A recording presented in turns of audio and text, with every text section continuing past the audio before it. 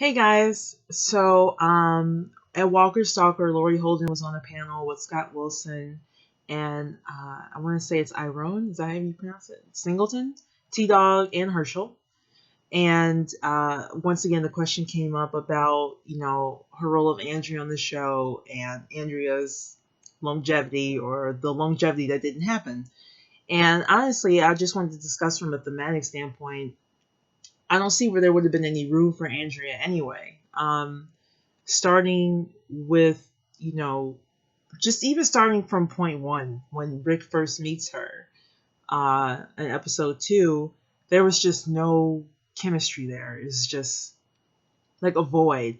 And I recall when I was first watching it that I thought they were going to put them together, but in my head, I remember thinking, oh, this is going to be so forced and boring. That was like my first impression of seeing them on screen together.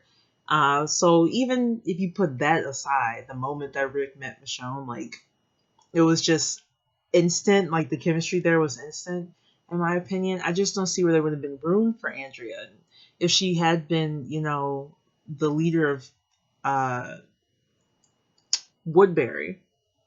And then Rick and them would have stayed at the prison. There would have been no movement on the show. It would have been very stagnant very quickly.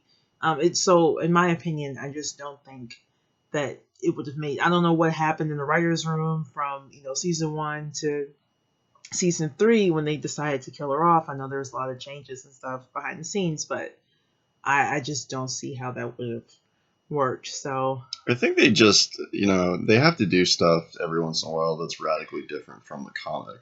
I mean, if they do things the way that it is on the comic every single time, there's basically no reason to even watch the show. I mean, yeah, it's like, oh, I know everything that's going to happen, and that's boring, obviously. And a couple of those radical changes have to be in major storylines. They can't just be on secondary storylines because who really cares? Like it's not significant enough to really make a difference in how the show impacts you. So they every once in a while they have to take like a storyline that's like massive that the ramifications of it could be out into the rest of the show and change that up to make it a whole different show essentially. So that's probably the reason why they did it, and it's working out fine, and it seems like everything's going great. So and also, I don't know that I necessarily think that they needed shock value at that point of killing a major character because they'd already killed T yeah, Dog, Lori, and Merle no, at that point before they killed Andreas. I don't know that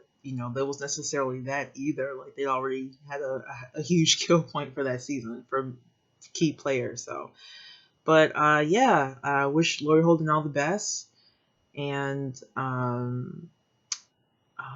I don't know. We'll see what happens in the season premiere, season 8. Looking forward to that. like Hmm. Oh.